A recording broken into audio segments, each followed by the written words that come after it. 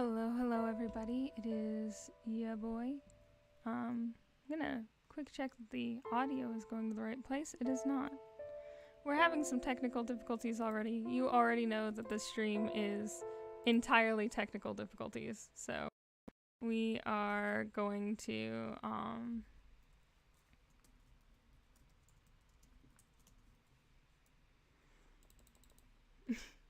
have some fun with it. But I also want to talk about what I think is kind of an important topic. Yes, grandma is fixed. I also want to talk about what I think is kind of an important topic that I've been seeing a lot in like people's videos on Sky, and I recently just made a friend who's been struggling with this a lot. And that is just managing friendships in Sky. A lot of people have trouble even making friends in Sky at all. Sky is kind of a difficult place at times to make friends and enjoy yourself if you are not very outwardly social like me. To give you guys some background here, I was...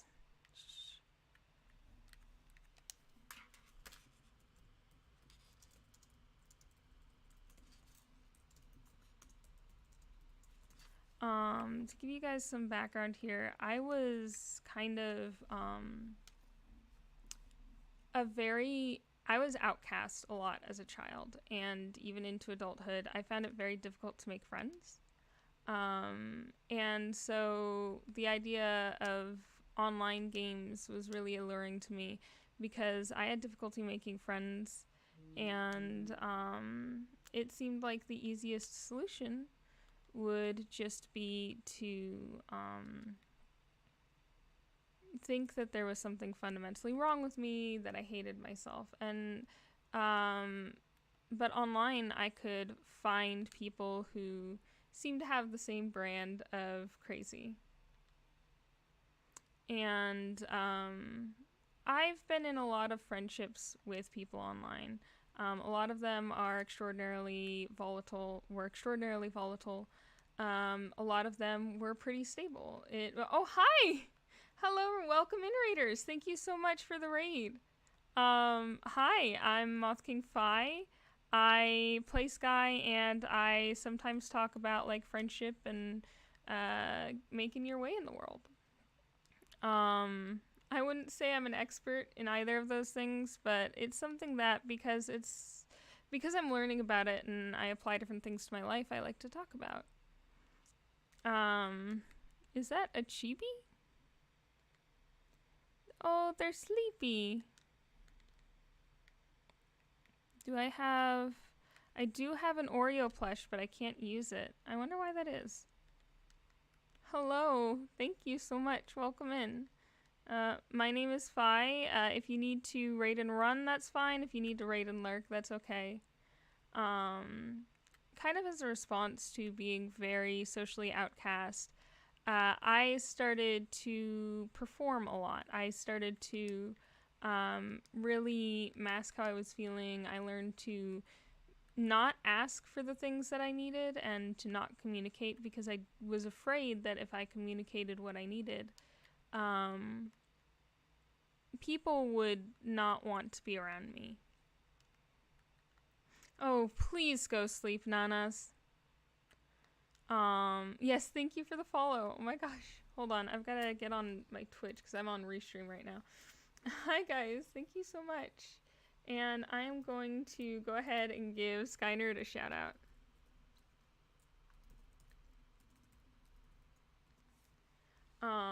Thank you so much for raiding.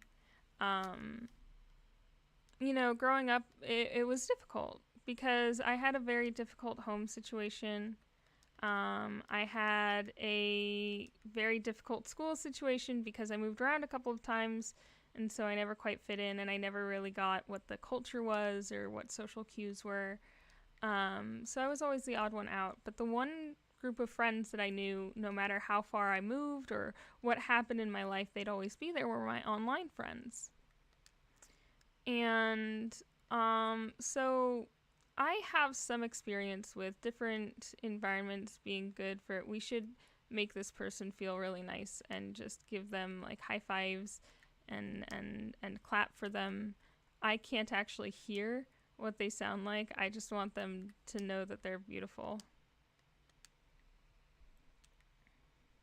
They're so cute. I've seen this person before. Wait, hold on. I've seen this person before. I want to see the other one. I'm pretty sure I've seen them in Prairie. I have! I know these two. They're great kids. I've never lit them, but I've seen these two in Prairie. That's beautiful. And so I started to depend on my online friends a lot. And the problem with online friends is, I don't know if you've noticed this, but online friend groups are way more prone to drama than real life friend groups. I think it's partially a reaction to the fact that you have constant access to each other. So you think if someone doesn't reply in like 3 days, that it means that they're no longer your friend. They're pushing you away. They're getting distant, XYZ. And, oh, I'm so sorry to hear you're sick. Please take care of yourself. Have some cough medicine.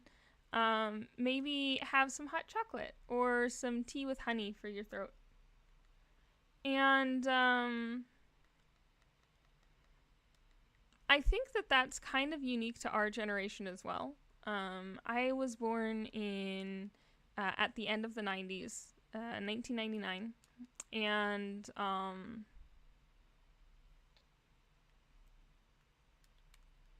right, people don't have time, and they also don't realize that even the most chronically online. Wait, why am I doing this?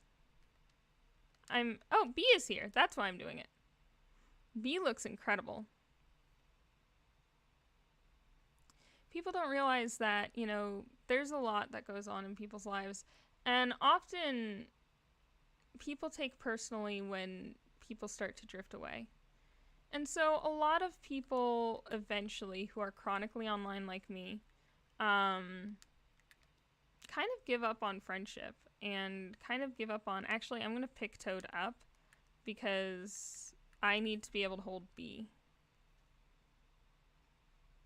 Right. You still feel the anxiety even when the logical side of your brain is like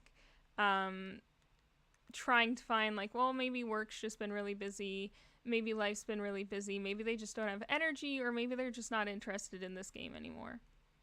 So because of that, I've both been guilty of overpressuring someone and being like obsessive about like tiny breaks in the pattern. And I've definitely been on the other side of that and been like, but we're still hanging out all the time. Why are you freaking out? You know, we still hang out every week or so. Like, why does it matter? So I've been on both sides. Because of that, I think that a lot of people find Sky very calming because you only have to have as many friends as you unlock, and then even if you're friends with someone, you don't have to unlock chat.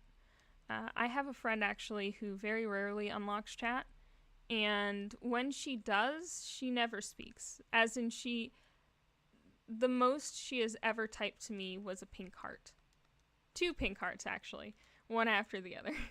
That was the longest message she has ever sent me. And, oh, we have lost part of the group. We have, I think some people were kidnapped by the cutscene. Cutscene napped. Moth napped. Thank you so much for watching the ads. They only communicate through emotes, like yours, Sky Nerd. And, I know people who will not add someone unless they've met them like 3 or 4 times.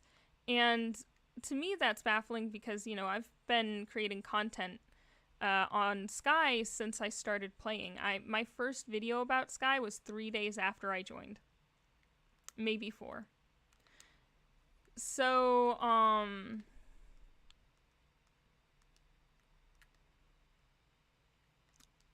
when people aren't accepting like candles and stuff, it's not always to do with you. But that does beg the question, if you are a social person, you don't have very many other places to turn, how do you make friends in Sky?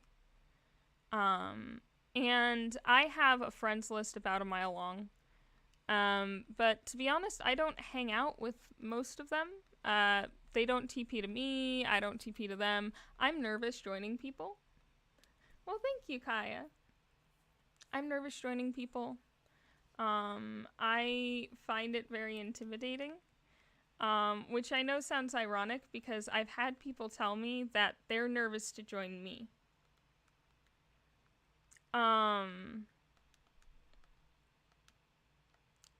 Which I think is funny. I do kind of get it. I've made videos in the past about people not respecting boundaries, but I am very clear with my boundaries. If I have told you it's okay to join me, which for anyone who's new, my policy on people joining me in Sky is basically if I'm not in a white cape, and a white cape is any cape that is white, you're allowed to join me, and I would love to have you. I think the key is getting comfortable with being temporarily uncomfortable. I'm going to tell you a story. I had a friend. I have a friend now, but obviously we didn't start out as friends. He is incredibly wise, incredibly kind, but he is very different than literally anyone I've been friends with before.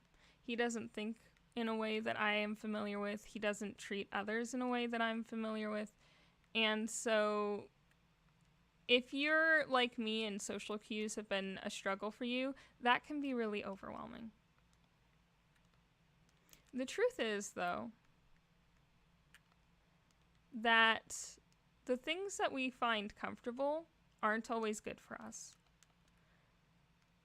The way we have been treated as children, going into adolescence and right up into and past adulthood, determines what we feel most comfortable with.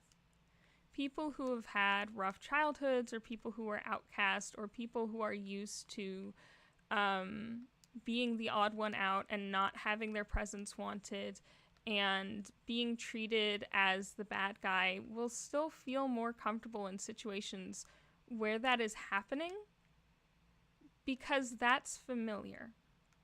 We start to feel uncomfortable when we are in the unfamiliar.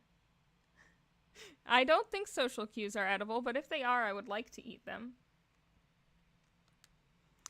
Because of that, we tend to make friends with people who are treat us in a similar way to people who have treated us, or people who have been in our lives in the past. For me, when I was growing up, my family is wonderful now. They are all good people. They are wonderful people. I love every single one of them, and they are core to my life. They are very supportive. They have provided for me. Growing up was a little bit of a different story.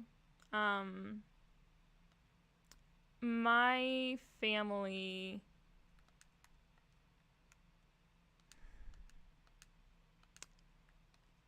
was very chaotic.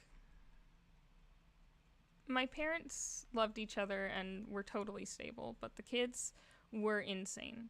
My eldest sister bullied me pretty viciously because she was being bullied at school, and just the cycle of abuse, basically. It wasn't her fault or anything. I liked girly things, and so my sisters, whenever they saw me wearing girly things, would take their frustration out with the girly girls at school. They'd take that anger and stress out on me.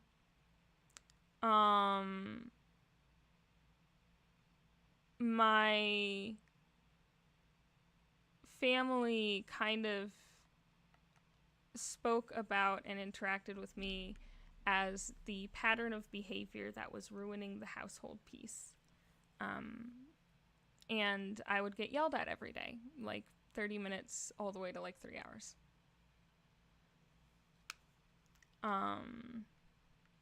So, you know, it was stressful. And, so when I grew up into an adult, I looked for chaotic friendships, and I accepted people into my life who always made me feel like I was the bad guy. Because that's familiar. That's safe. That's how it should be. It wasn't until I was well into adulthood and past college that I started to realize that I was tending towards people who were hurting me, and that was causing me to be in a more chaotic situation. And being in toxic friendships causes you to act in ways that you wouldn't normally act. Now, I say all this to say that just because you feel uncomfortable to be the first person to speak or to be the person joining doesn't mean that it's a bad thing to go and do those things. I am someone who has always put so much effort into friendships, and when they start to wane, I put even more effort into those friendships because I'm scared of what the other person thinks of me. I don't want to be the bad guy again. And I realized recently that allowing other people to put in as much effort, allowing other people to give you gifts and to be kind to you and to respect you is just part of life and part of healthy friendships.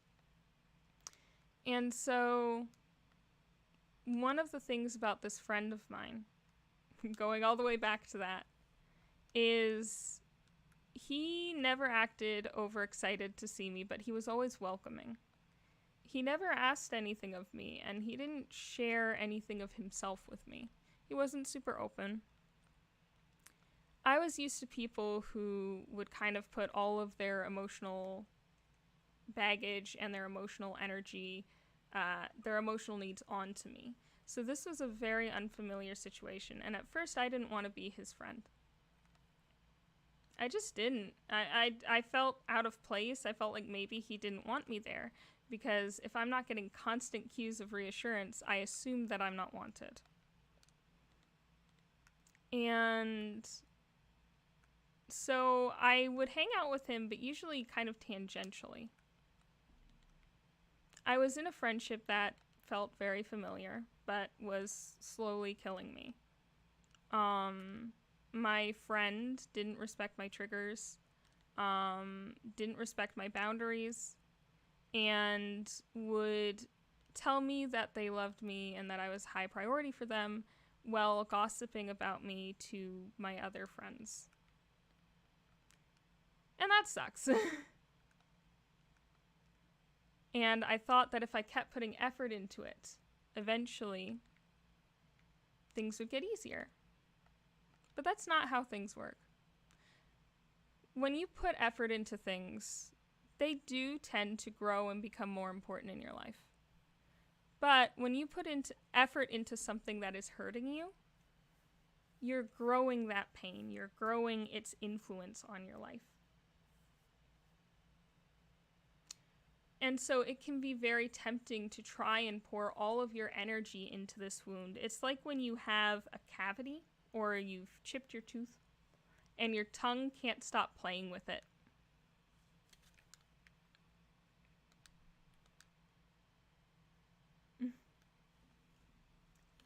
And so Hot Pocket, that's actually, you should, if you are relating to that, something I found really helpful is to look up anxious attachment issues. It's an unhealthy attachment style, and it can be just as damaging to the other person as things like avoidant attachment styles. Neither is better or worse than the other. One is more sympathetic because the person seems more empathetic, but both are very damaging. And once you learn to overcome them, it can be a lot better. Now, this toxic friend and I, eventually I realized that I needed to get away from them.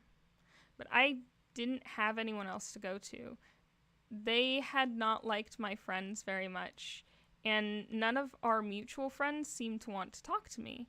And I didn't understand why until I found out that they'd been speaking about me negatively behind my back, often just straight lying. And so I started to pay more attention to people in my life, literally anyone. I was looking for driftwood. I was drowning in the ocean looking for driftwood. And so I started to go to this guy, this friend of mine, because he never asked me to be his entire emotional support system. He never asked me to hear all of his problems. And one of the issues I'd had with my friend was that they didn't really like to talk about my problems. They'd like acknowledge that I was having a problem, and then they just move on to whatever their next big problem was instead of talking with me about my issue and empathizing. And so I kind of wanted a friend that wasn't going to ask me to do a lot of emotional labor unreciprocated. Hi, Phantom. No, you're allowed to share stuff. This is a safe space. Don't share anything that could be triggering to others, but feel free to share and feel free to empathize. This is a safe space. This is the environment to be doing that.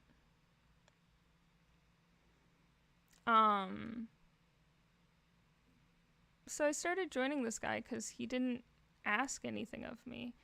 And at first there was that discomfort because, again, I'm not used to friendships like this. All of my friendships are super affectionate, a lot of them are very intense and very short-lived. But no, I don't have BPD. I know that that's one of the symptoms, but I don't have it. I've been checked out. And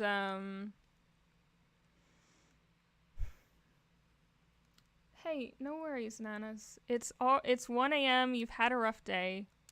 You're okay. Feel free to share as much as you want, but do be mindful that it's very late, and so you might end up sharing more than you might want to share. I started joining this friend more and more, and something really funny happened.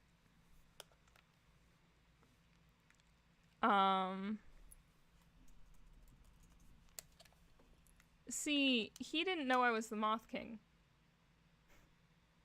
Even though I kind of assume when I'm introduced to people that they know I'm the Moth King. Apparently he had just written my name down as Phi, and obviously my username is Moth King Phi, but on TikTok at the time, the display name was just the Moth King, so he probably didn't even know that Phi was my name. I didn't really have anyone else I felt safe teleporting to. One thing about being a content creator is that a lot of people are super eager and excited to be your friend, and that's very sweet and that's very kind, but a lot of the time they know way more about you than you do about them. And so there's this power imbalance, and it feels a little strange. And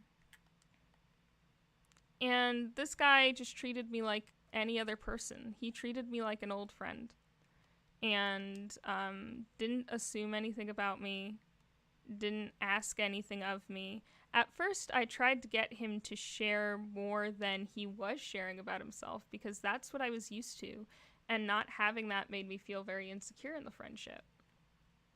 But so one day I asked him a question, and I said, this is a weird question. It's okay if you don't want to respond.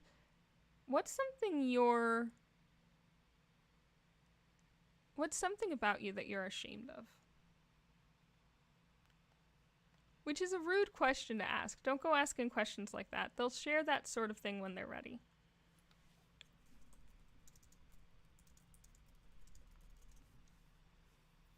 Looking back, I regret asking the question. And, but he didn't get mad. He answered, and it was a very thought-provoking answer. And then he goes, I have a question for you now. why did you ask me that? And he was just so non-judgmental the whole time that I straight told him. I was like, well, I sometimes feel like you don't see me really like an equal. I feel like you know so much about me, and I don't know anything about you, and I feel like you haven't let me in. And keep in mind, we'd only met recently, like really started hanging out recently. And we'd met months before. And we had a long talk about that. And at no point in the conversation did I ever feel judged. He wasn't angry. He was just curious.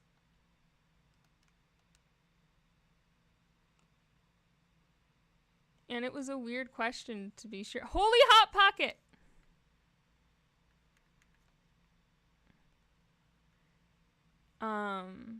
I started hanging out with him more and more and finally got the strength to part ways with that friend of mine. I didn't even give them a chance to respond. I just said, here are the issues I've been having. I've communicated them several times. Please don't do this to anybody else. I have friends who love and care about me, which I wasn't secure in those friendships at the time.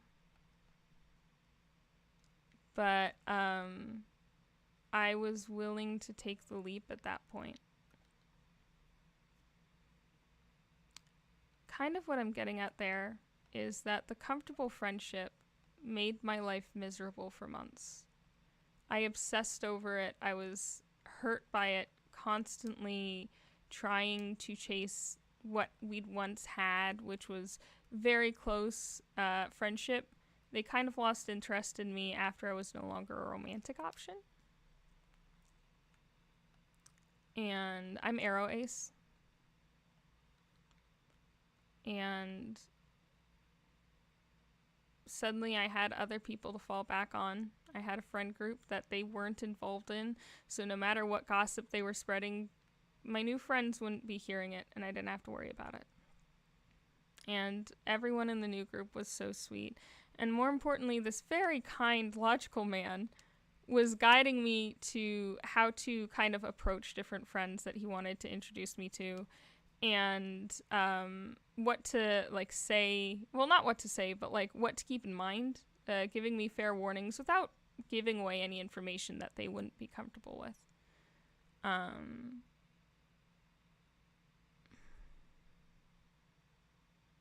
I was in such a dark place in that friendship.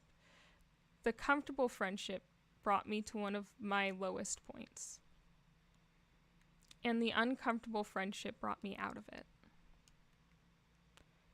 At first, anything new is uncomfortable.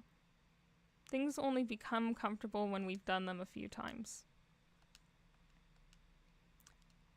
But just because something makes us a little uncomfortable at first doesn't mean we should stop trying.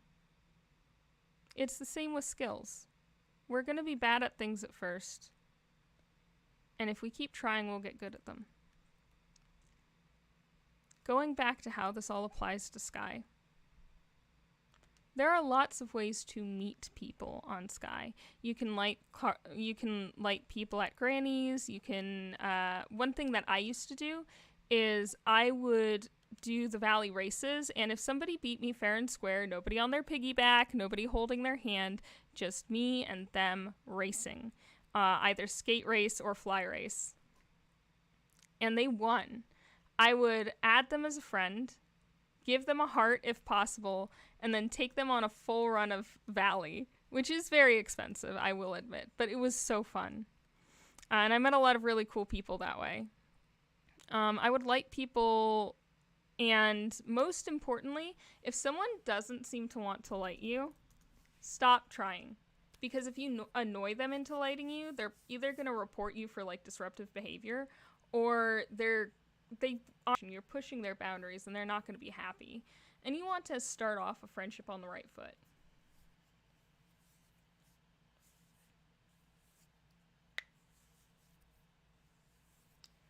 being willing to let go of the toxic things that are comfortable. And that does require being at some level willing to accept instability.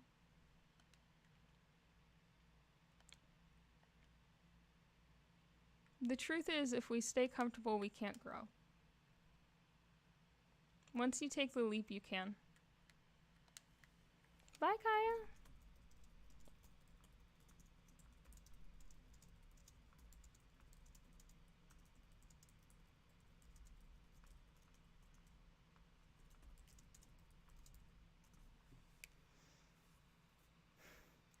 You know, Nana, a lot of when we say what's hurting me is myself, that can be true, and it's often true. But there's more to what's hurting me is myself than just I'm an idiot and I make my whole life miserable and I make things more complicated for myself. When we have those thoughts, they're not very productive. When we are angry with ourselves and say that, you know, we're the problem in our lives, that's not helping us. That's not productive. What we can say is, for instance, I have a lot of anxiety around money and budgeting. I work for a very low wage, not because my bosses aren't nice and aren't doing their level best to make sure that we all have everything we need, but because we're an indie company. There's just not as much to go around. Yes, Arrow Ace represent.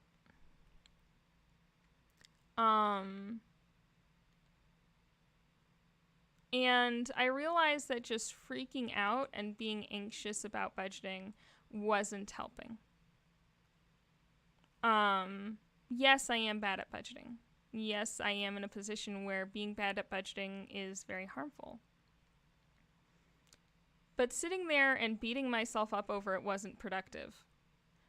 What I had to do instead in order to get better at it is sit and in the middle, this is the hard part, it's in the middle of the spiral, be like, what can I do about it right now? Because if it's 2 a.m., it's not like I can call a bunch of groups and be like, hey, I want to change this, this, and this. Because, you know, some of the most expensive things in life, you can't cancel or alter your plans via the internet. Can I do anything about this right now? Sometimes the answer is yes. Sometimes the answer is, you know, I can write a list of the things that I need to do tomorrow. And sometimes the answer is no, there's nothing I can do about this. If there's nothing you can do about this, I don't know if you've noticed, but fear gives you a lot of energy. Channeling that energy towards something else can be very productive. A lot of people have asked me why I've been doing so many community projects. I'm anxious. I need things to do to burn up that anxious energy. And the thing that I found that brought a lot of positivity in my life is these community projects, like the art competition. Not only does it allow me to meet new people and therefore make friends, it allows me to do something nice for people that I am fond of. It allows me to positively contribute to a community that has been so kind to me. It has allowed me to network a little bit, sure, but mostly it just brings smiles to people who I love deeply. And that's enough.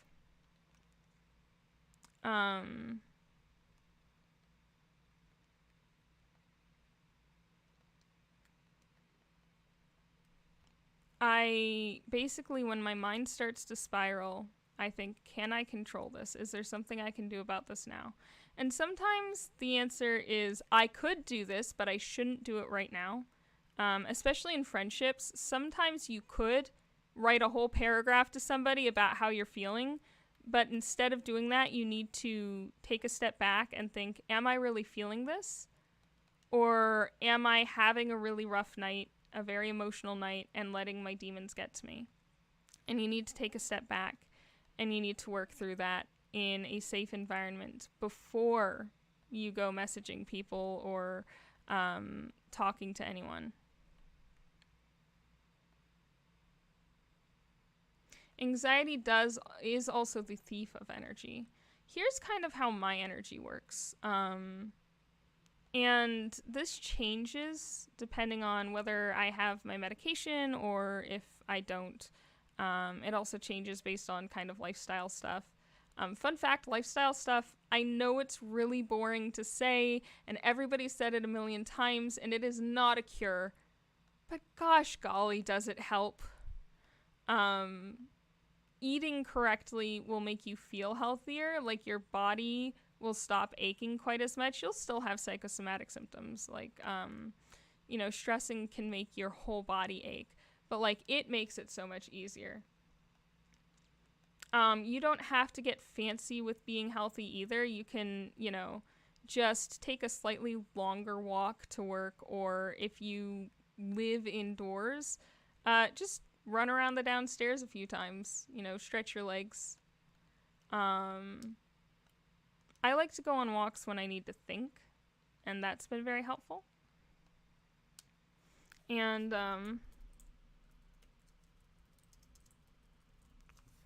I will say that it is so good, to the point where if I don't go on walks for a while, I actually feel like my body is like, okay, we need movement. We haven't moved enough. Yeah. Well, being sick definitely does a number on mental health as well as anything else.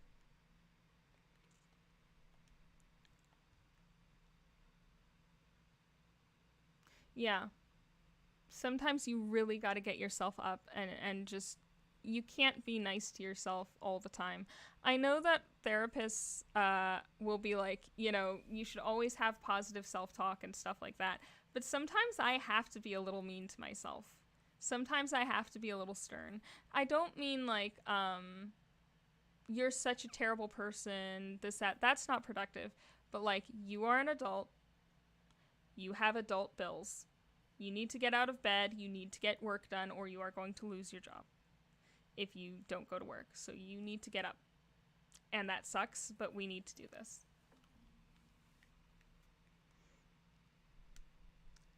And like, remember to be gentle with yourself when it's applicable, but sometimes you need to be stern with yourself.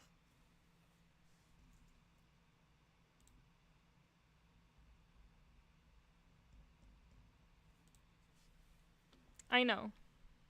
It's especially hard when you realize that, like, all of the guidelines and boundaries you set, all of the rules you set for yourself, you're the only one holding you accountable for that. So it's, like, infinitely harder to actually see them through,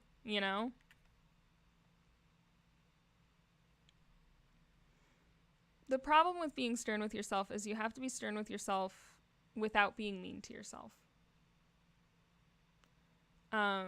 I'm very prone to just being like, I'm the reason my life's falling apart. The reason my friendship is hurting me is because of something I have done, and I need to go fix it. So-and-so is busy, but they're not actually busy. They just don't like me, and it's my fault because I'm such a weirdo. I'm so clingy. I'm so, like, fixated. I can't. This is my fault. But sometimes you gotta be the mom that threatens to send you to grandma. Exactly, Hot Pocket. I think the important thing to remember is that when you are living life, right brain is going to be the young. You're basically, you're living with your childhood self while having to approach the world as an adult. There is still a scared child inside of me who thinks that at the drop of the hat, everything I love can be taken away from me and I will lose it. That's from moving. That's from my first job was really rough on me, and when I had to quit it, there were a few circumstances that popped up that just were absolutely brutal. And, you know,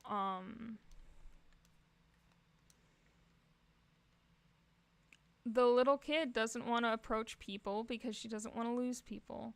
But she also wants to share everything about her because she's had no one to talk to in forever. And so the moment somebody lends an ear, all I want to do is yap their ear off. But the grown-up me has to sit down and be like, how do you feel when you're trying to share something about yourself and the other person keeps making it about them? How do you feel when someone's looking for comfort and empathy and you keep talking or when you are looking for comfort and empathy and the other person just keeps talking about unrelated stuff?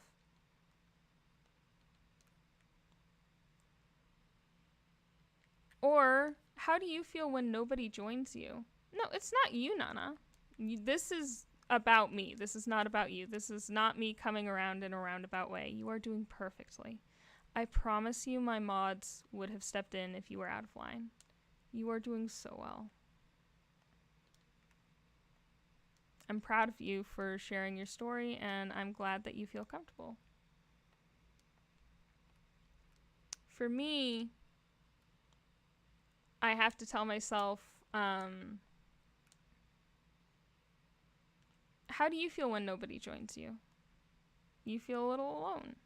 How do you feel when people join, but then they're like begging for stuff or asking to change plans or change the route that you're taking?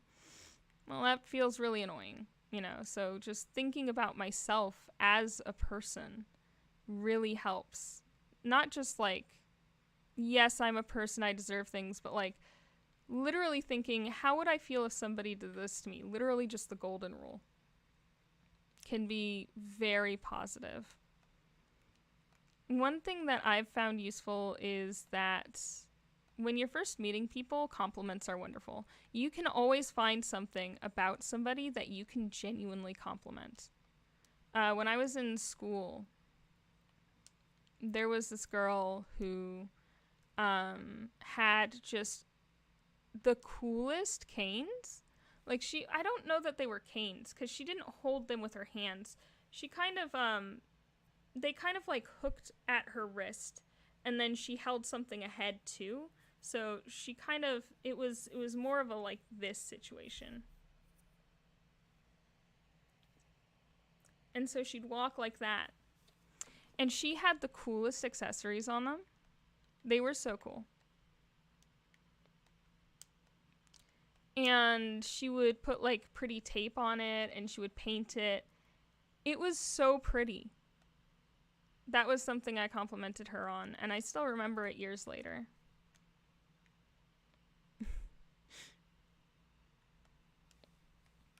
Thank you for supporting.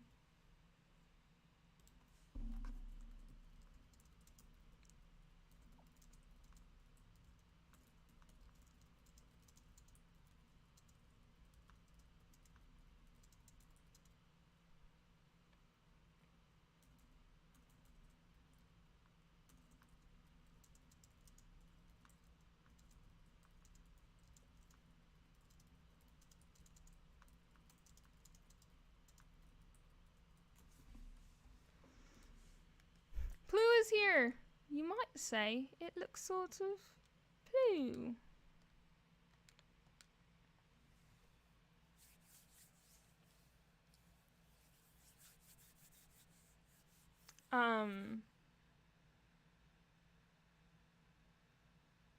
All of this to say,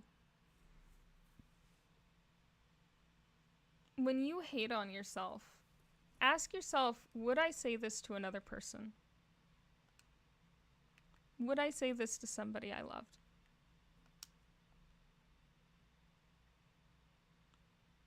If someone had opened up to me about XYZ traumatic event in their life, would I be this harsh with them about it? Good night, Nanas.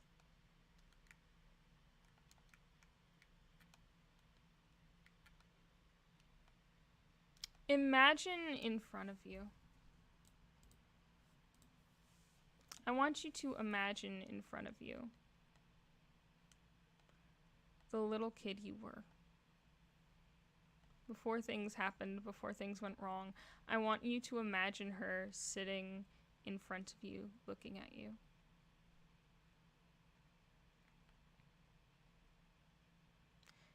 And I want you to imagine saying those sorts of things to her. Hello, Slusk. I'm sorry, I haven't seen my activity feed. Yes, I will hydrate. And I will sing a silly song after I finish this thought. Imagine saying to a literal child the awful things you say to yourself. You'd feel awful, right? It'd be so cruel. So don't say those things to yourself. You're going through a lot. Instead of thinking about how awful you are and how you can never change, think about how you can. And it's hard because those thought patterns are ingrained so deeply, and we're so used to thinking so negatively about ourselves.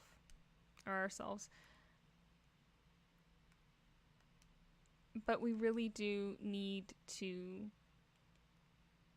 every time we have that thought, we need to challenge it. We need to be like, okay, is that fair? Would I say this to a child? Would I say this to my friends? It is so hard. The first step is always identification, seeing how your brain works. And then after that, you can start applying tools like redirecting your thoughts.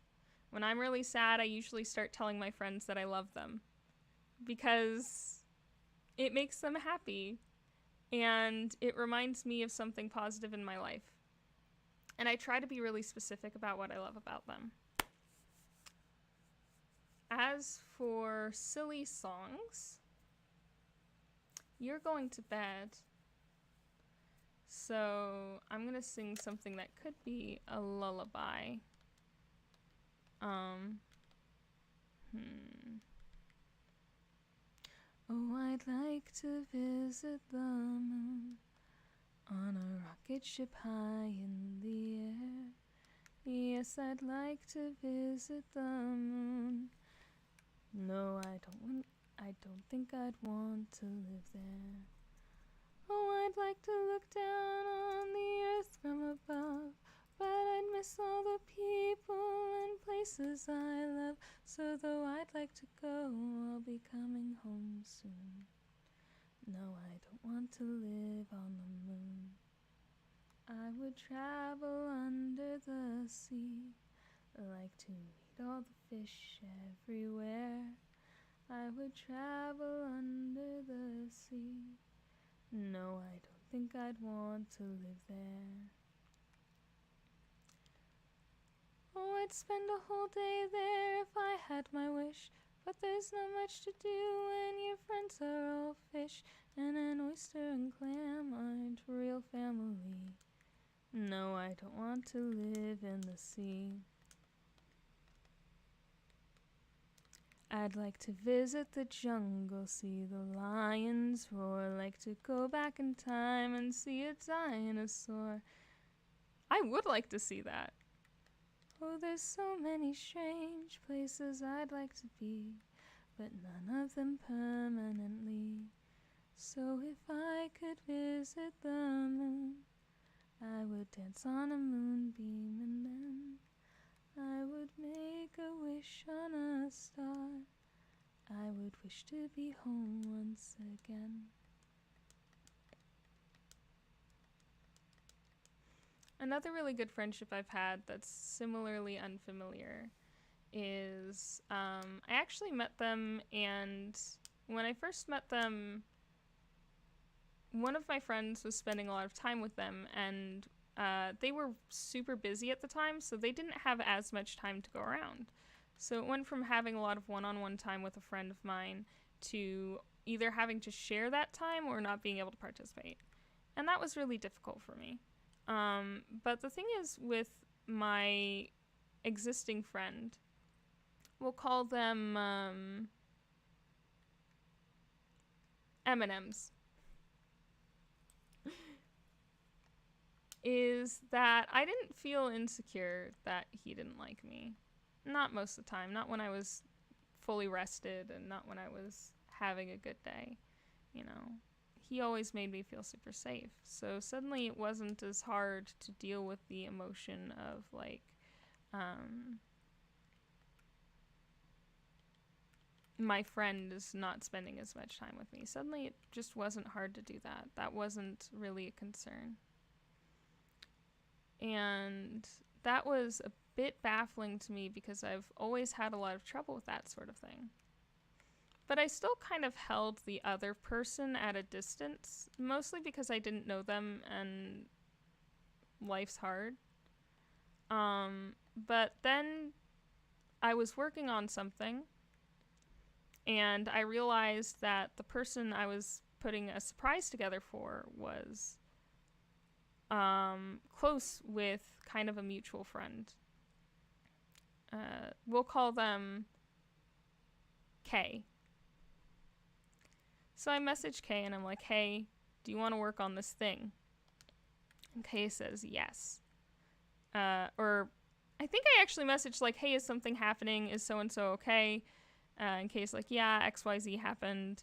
And I'm like, cool. Let's do something for the sad person. And we did it together and it was super fun. It was very productive. It tried some of my skills. And it was very, once again, an uncomfortable situation for me because I was doing something I'd never done before.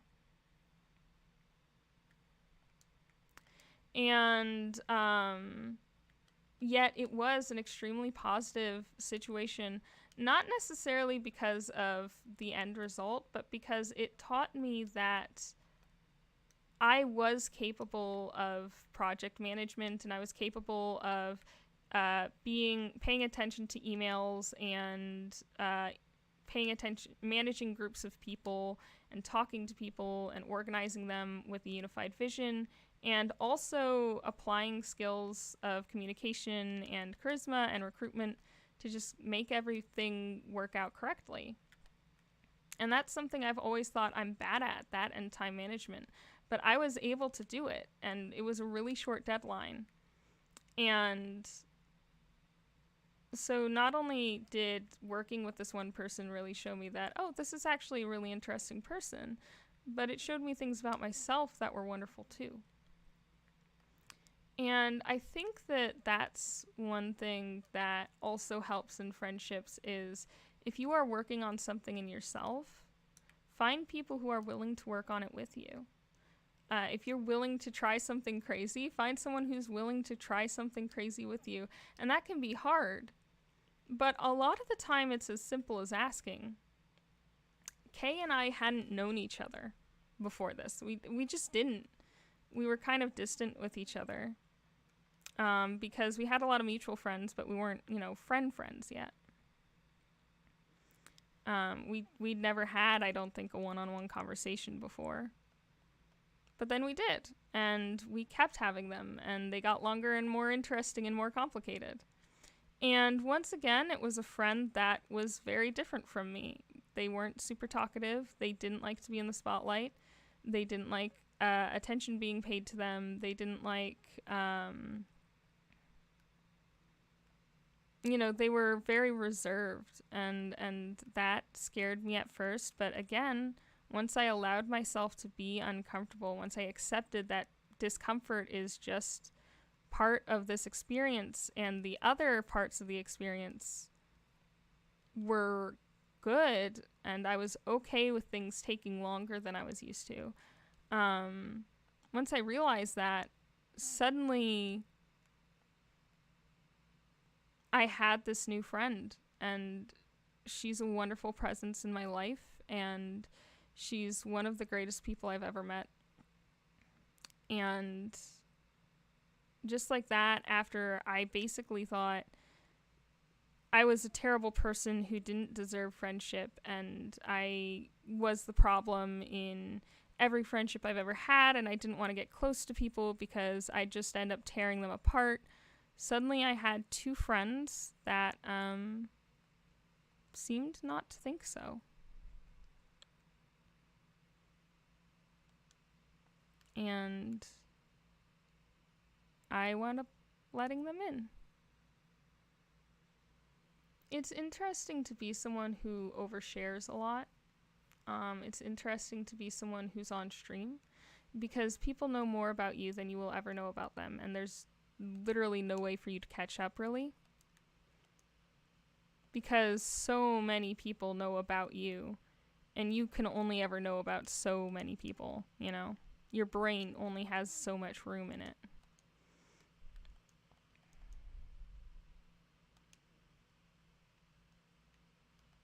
And it's sad because you want to be friends with everybody. You want to know all their stories. But when I was talking to one of my new friends, I basically was like, what's it like to know more about someone than they know about you, and to not feel compelled to share about yourself? You know, what's it like? And one of my friends said it was safe. One of my friends said it felt more stable.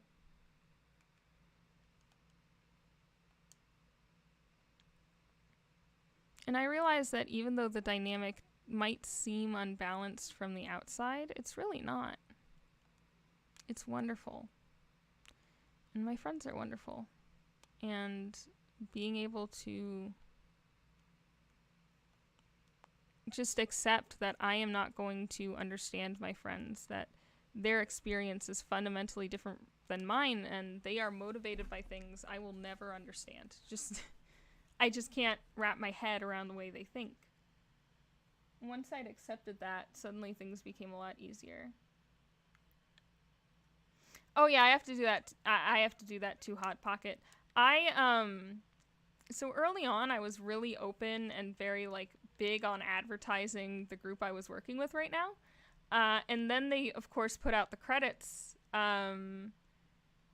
for the game, and I realized that suddenly everybody online knows my actual name, like, just there, and they know my birthday, because I had a birthday celebration, and I'm just like, oh, Jesus. So I did one of those, like, searches of, like, you know, information, and I was like, oh, Jesus. And I started one of those programs that removes all your data. It was crazy. But yeah, so friendship is the art of accepting discomfort. Making friends is the art of accepting discomfort, and also accepting distance. Having a little bit of distance in the beginning is good. Hold on. I need more Pepsi. It's Coke on the boycott list, right? Not Pepsi. Please tell me they're not both on the boycott list. Then I'll have to go to, like, Diet Cola from Walmart or something. And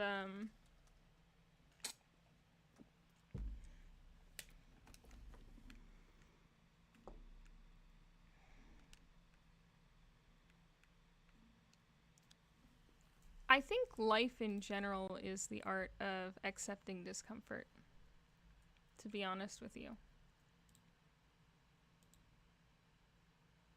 Yeah. I've also found that a lot of healthy relationships, you find that you are creating problems when you're used to unhealthy relationships. And that can go for friendships, that can go for mentor student, that can go for basically anything. Is a lot of the times when you're used to a problem existing, you'll start to anticipate it. And you'll start to obsess over it and trying to prevent it from happening with, you know, this one happy situation. But a lot of the time, that's not a danger. A lot of the time when you focus on something going wrong, it becomes a self-fulfilling prophecy. Now, that being said, if you're in a friendship or a relationship or any sort of situation where the other person is not even willing to acknowledge that one day the friendship or relationship might be over, where they don't want to talk about any problems. They don't want to have discussions about like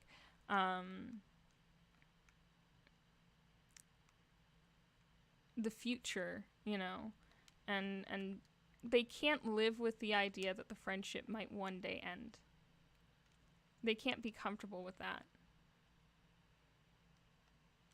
That, for me, is a red flag. It might be more beige. I'm not saying constantly talk to your friends about how you're not going to be their friend anymore one day. But don't make promises like, I'll always be there for you forever and always. You'll always be able to reach me. Because those are unreasonable expectations to set. And setting expectations is a really good way to make a friendship more difficult when you set unreasonable expectations, because you're not always going to be able to answer the phone. So instead of, if you message me, I'll be there right away, say, anytime you message me, I'll be there as soon as I'm able. Remember that being able doesn't always mean that it's as soon as you sit down when you're home from school. Sometimes if you're going through a rough time and your friend is going through a rough time, you need to make sure that you have your oxygen on before you go and try to help them. You need to decompress, you need to relax, you need to calm down until you are ready to face the situation. Additionally, something I've found is that in a lot of healthier relationships that I've been in, a lot of healthier friendships that I've been in, I keep specifying friendships because I know a lot of people think relationships are purely romantic, but I don't have a lot of experience with those. I'm going to be real with you guys. A lot of the time,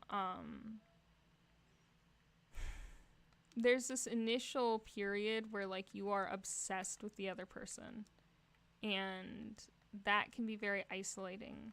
Having some distance at the beginning allows you to keep an eye out for red flags without losing touch with people around you and without kind of losing yourself in the friendship.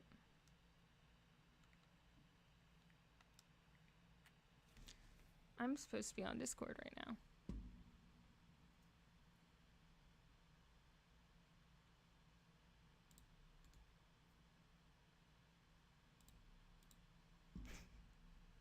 I never said I was bright, y'all.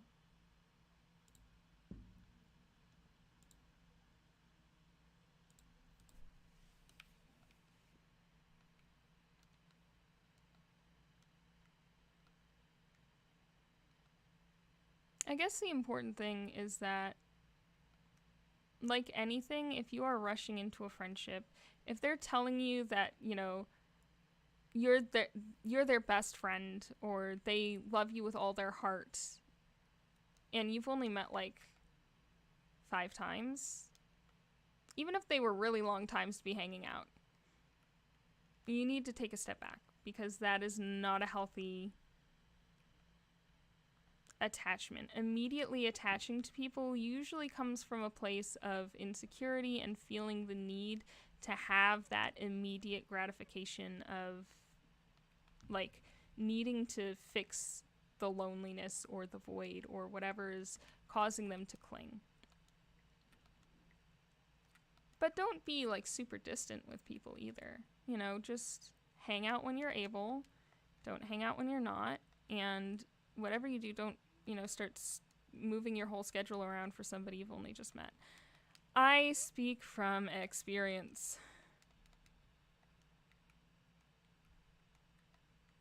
I remember the first time I spent any significant amount of time with the friend I was talking about earlier. Not either of the good ones. We'll call her Toxic. The first time I was spending time with Toxic, they were already talking about how they hoped we could hang out every day. They were already pushing to be on VC when I'm generally uncomfortable in voice chats. Unless I have known the person for a very long time, and even then it can be finicky. And they wanted our Sky Kids to sleep together when that's not something I used to do. I'm fine with people doing it. I don't see why people find it controversial. But, like, looking back, if I had taken a step back and taken my time, instead of being like, this is what actual friendship, actual love is supposed to feel like, this is what, you know, people are supposed to treat each other like, I wouldn't have been as susceptible to the later manipulation and toxicity. So take your time with people.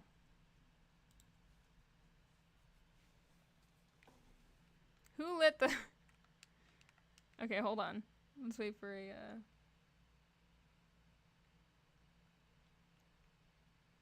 Yes. Never expect something from someone that they haven't said. And keep an eye out for people who, like, refuse to make concrete, like, agreements. Like, if you're like, this is my boundary, I need you not to cross it, and they're like, you know, I'm not someone who crosses boundaries. Make sure that, like, if they're starting to not specifically say, like, okay, I won't do this anymore, or I'm sorry, if they're not willing to apologize, those are both red flags. Just clarify with them. Make sure that they say outright, like, are you agreeing to not cross this boundary? And then if someone does continually cross your boundaries, even if they have, like, an excuse. Like, if, for me, one thing that I can't handle is people being late. My family would just kind of forget me places for long periods of time, and I'd just be waiting with often just strangers, strange adults. And so being stood up is really hard for me. And if somebody is constantly late or like more than 15 minutes late, and is constantly, like, saying that they're going to be on time and then not being on time, for me, that's not healthy for me. It causes me to spiral, and I'm not saying that the other person is a bad person for not doing that. There's all kinds of reasons why somebody might not be able to meet a boundary. But if someone's not able to meet your boundaries and they're a reasonable boundary, then you two just aren't compatible. If you try to force it, then needs aren't met, and there's going to be pain, there's going to be conflict, there's going to be issues.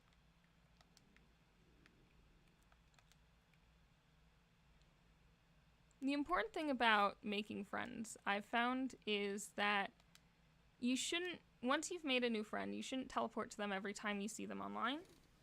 But do make an effort to teleport to them semi-frequently. If they don't want to unlock chat, then don't unlock chat. You can emote at each other. I've found that a lot of my best friendships, we start out not having chat, and then we unlock it later.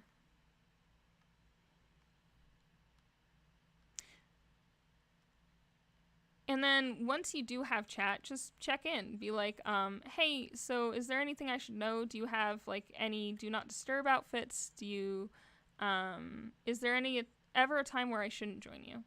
Most of the time people will say stuff like, yeah, if I'm with my partner, I really don't want to be joined. And, you know, then you're like, who's your partner and how will I know it's them since we're not friends? And a reasonable person is willing to tell you when, like, you've come and it's an inconvenient time. Sometimes people can't. Like, if they have a lot of anxiety, then temporarily they may not be able to. So keep an eye out for signs of people being uncomfortable. But that's really subjective, and people can act in different ways when they're uncomfortable. So it's kind of hit or miss.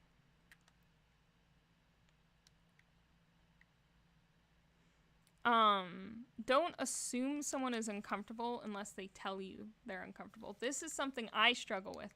Hatter will tell you.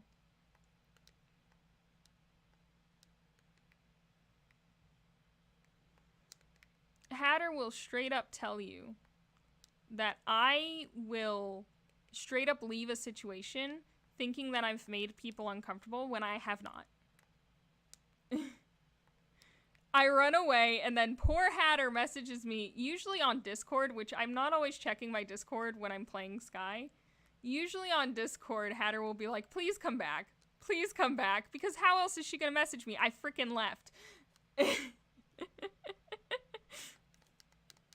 And I feel bad because then she has to chase me down. And so one thing that I'm practicing in order to have stronger friendships is not assuming things that I haven't been told.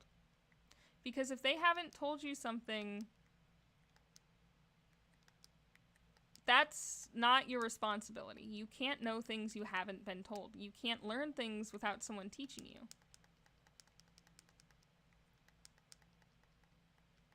Hi, Mountain Man. I am in the Discord call now, so people who have access to that can join at some point if they would like.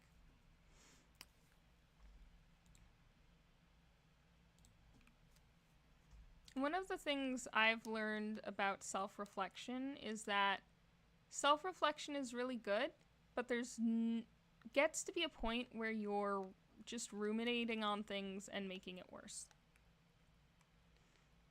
So being hyper vigilant about things, being like, oh, they're not messaging very often, especially when you don't know the person super well, just doesn't help. It makes things worse. Yes, if they say, I will tell you, just trust that. And that doesn't mean that, like, in your mind, in your body, you're not going to feel those anxious emotions. What it does mean is that when those emotions come up, the tool that you need to use against them is being like, they have told me that they will communicate if there is an issue. They have not communicated to me, therefore there's not an issue, and if there is, it's not my fault. Thank you for the follow, Riverside Roses. That's very sweet.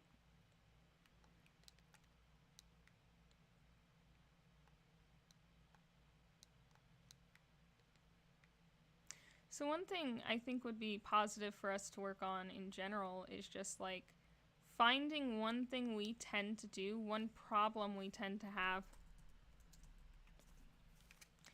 and in our friendships, and paying close attention to whether it becomes a problem in every friendship when you're noticing it's started to be a problem. Because in almost every close friendship I've had, there have been points where I'm like, this person doesn't want to see me, and I'm just annoying them by being here, and I should stop teleporting to them, I should stop talking to them, I should go a little while and see if they respond, and if they don't, then it means they don't love me. You are setting a trap for yourself and for them, and that's not fair. When you start to have those thoughts, remind yourself, they will communicate with me if there is an issue. If they are not communicating that there is an issue, then we have to assume that there's not an issue. We can't come up with conspiracy theories in our head and then operate based on those things. And it's hard, because one person that I was doing that with was toxic. And I told myself that it was in my head and I needed to work on it, that toxic didn't want to hang out with me anymore. I told myself that it was in my head that, I was just coming up with bad scenarios, and, my friend surely wouldn't be talking about me behind my back. Our mutual friend surely wouldn't have blocked me. And, unfortunately, it was not in my head. Those things were true. But just because one person is like that, most of the world is not. Everyone has very, very, very unique trauma, very unique ways of coping, and very unique approaches to the world. So even though it can be tempting to be like, well, this happened to me once, therefore I have to be vigilant that it doesn't happen again, part of making friends is accepting that we can't fully control whether or not it happens to us again. We can look for signs, and we should look for warning signs, and that's why we have to be cautious going into friendships. But we can't just assume that things are going to go wrong and start waiting for it. That's not fair to us, and it's not fair to the people we love.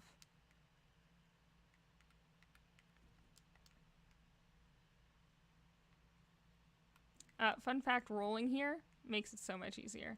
Well, not easier, it just makes it more fun.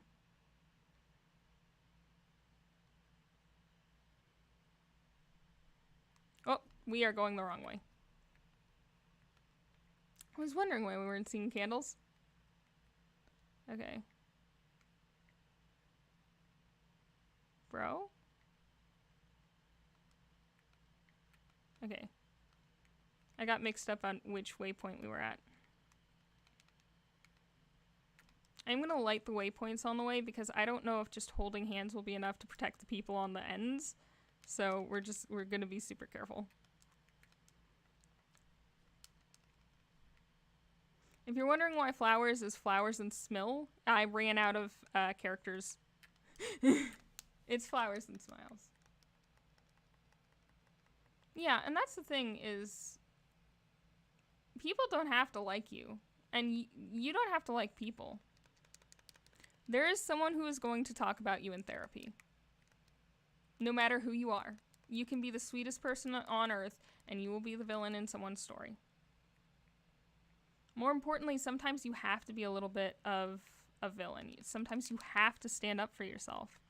And when you stand up for yourself and it goes against what someone else wants, they're going to think of you as a villain. You can't control that. You can't control what others say about you. You can't control the lies they make up about you. You can't control what others call you.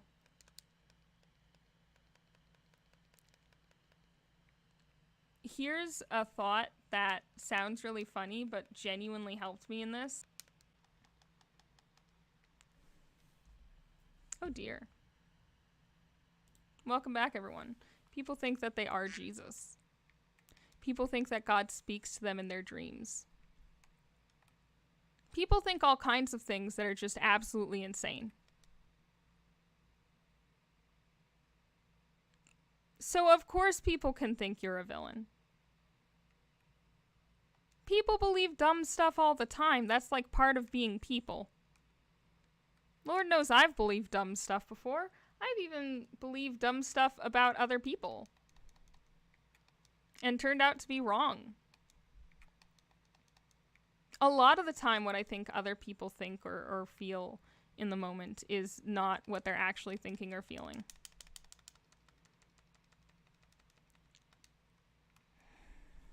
It's so good to be back. Okay. And...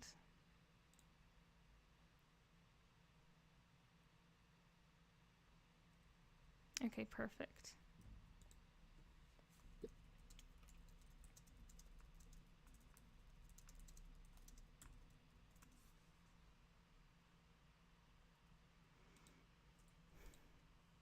People are wrong about all sorts of things. Don't get bent out of shape because they're wrong about you.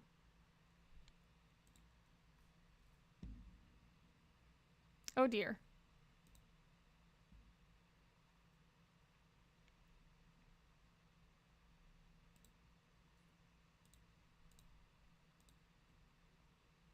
Oh, I dropped Holy Hot Pocket.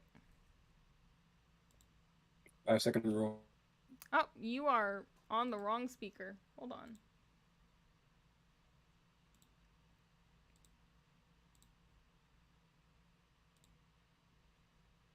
Hello. Hello. Can you hear yourselves?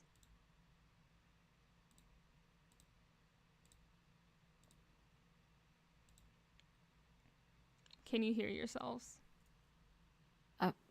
I'm struggling to connect to the stream right now. Yeah. Oh, that's not great.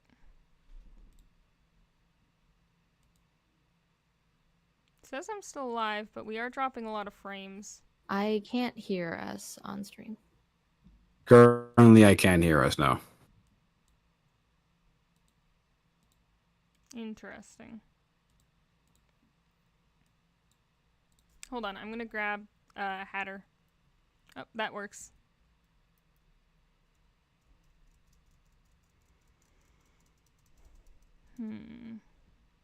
Of people to grab, I'm not the one to worry about in fire trial.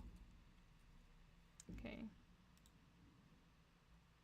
Both of you start talking about something random. Something random. You know, the elephant on the fence analogy is really had to come from somewhere. People to You really grab, got to I'm not think the one about to that. worry about in fire That's trial. true. Which country do you think it started in? Okay. It could have started in any. Most countries Which have country? elephants in zoos. Is my stream really that bit crushed? It seems to be that way. Fantastic. I Hold guess. on. We seem to be having internet issues. It might be because of the hurricane. We had a tornado watch this morning. The hurricane's passed That us, would but do there's it. still some storm systems.